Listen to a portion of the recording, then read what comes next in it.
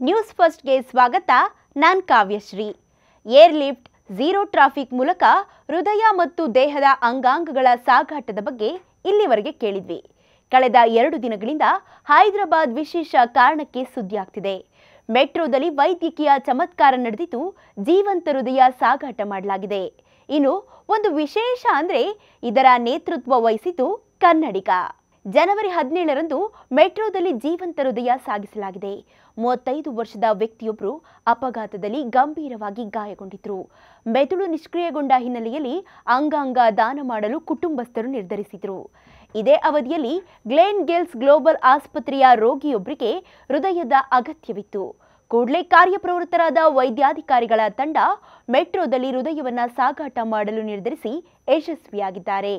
ದೇಶದಲ್ಲಿ ಮೊಟ್ಟ ಮೊದಲ ಬಾರಿಗೆ ಮೆಟ್ರೋದಲ್ಲಿ ಹೃದಯ ರವಾನೆ ಮಾಡಲಾಗಿದೆ. 13 ಕಿಲೋಮೀಟರ್ ಅಂತರದ ಆಸ್ಪತ್ರೆಗೆ ಕೇವಲ 13 ನಿಮಿಷದಲ್ಲಿ ತಲುಪಿಸಿ ದಾಖಲೆ ಮಾಡಿದ್ದಾರೆ. ಮೆಟ್ರೋ 13 ಕಿಲೋಮೀಟರ್ ಅಂತರದಲ್ಲಿ 13 ನಿಮಿಷದಲ್ಲಿ 13 ಸ್ಟೇಷನ್ಗಳನ್ನು ಕ್ರಾಸ್ ಮಾಡಿದೆ. ಮೆಟ್ರೋ ಮಾರ್ಗದಲ್ಲಿ ಗ್ರೀನ್ ಕಾರಿಡಾರ್ ನಿರ್ಮಿಸಿ ಹೃದಯವನ್ನ ರವಾನಿಸಲಾಗಿದೆ. ಹೈದರಾಬಾದ್ನ ಕಾಮಿನೇನಿ ಆಸ್ಪತ್ರೆಯಿಂದ ಗ್ಲೇನ್ ಗೆಲ್ಸ್ ಆಸ್ಪತ್ರೆಗೆ ಹೃದಯವನ್ನ ತಲುಪಿಸಲಾಗಿದೆ. ಹೃದಯ ತಲುಪಿಸಲು ಹೈದರಾಬಾದ್ ಮೆಟ್ರೋ ಅಧಿಕಾರಿಗಳು ಕೂಡ ಸಾಥ್ ನೀಡಿದ್ದಾರೆ. ಹೈದರಾಬಾದ್ನಲ್ಲಿ ಒಟ್ಟು ಮೆಟ್ರೋದ 3 ಕಾರಿಡಾರ್ಗಳಿವೆ.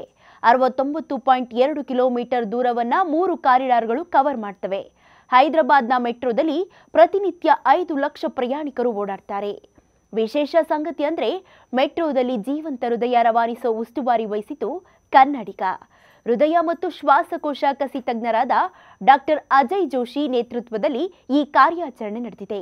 ಡಾಕ್ಟರ್ ಅಜಯ್ ಧಾರವಾಡ ಮೂಲದವರು. ಸದ್ಯ ಹೈದರಾಬಾದ್ನ ಗ್ಲೇನ್ ಗೆಲ್ಸ್ ಗ್ಲೋಬಲ್ ಆಸ್ಪತ್ರೆಯಲ್ಲಿ ಸೇವೆ ಸಲ್ಲಿಸುತ್ತಿದ್ದಾರೆ.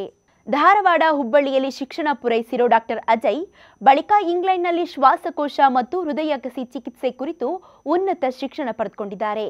ಇವರ ಪತ್ನಿ ಡಾಕ್ಟರ್ ನಂದಿನಿ ಕೂಡ ವೈದ್ಯರಾಗಿದ್ದು ಸ್ತ್ರೀರೋಗ ತಜ್ಞೆಯಾಗಿದ್ದಾರೆ. ಇವರ ಪಾಲಕರು ಹುಬ್ಬಳ್ಳಿಯ ನವನಗರದಲ್ಲಿ ವಾಸಿಸುತ್ತಿದ್ದಾರೆ. ಒಟ್ನಲ್ಲಿ ಮೆಟ್ರೋ ಮಾರ್ಗದಲ್ಲಿ ಗ್ರೀನ್ ಕಾರಿಡಾರ್ ನಿರ್ಮಿಸಿ ಹೃದಯವನ್ನ ರವಾನಿಸಿ ಒಂದು ಜೀವವನ್ನ ಉಳಿಸಿದ ಖ್ಯಾತಿಗೆ ಕನ್ನಡಿಗ ಡಾಕ್ಟರ್ ಅಜಯ್ ನೇತೃತ್ವದ ತಂಡದ ಜೊತೆಗೆ ಮೆಟ್ರೋ ಕೂಡ ಭಾಜನವಾಗಿದೆ. ಸ್ಪೆಷಲ್ ಸುದ್ದಿಗಾಗಿ ನೋಡ್ತಾ ಇರಿ ನ್ಯೂಸ್ ಫಸ್ಟ್, ನಿರ್ಭೀತಿಯಿಂದ ನಿಮ್ಮ ಪರವಾಗಿ.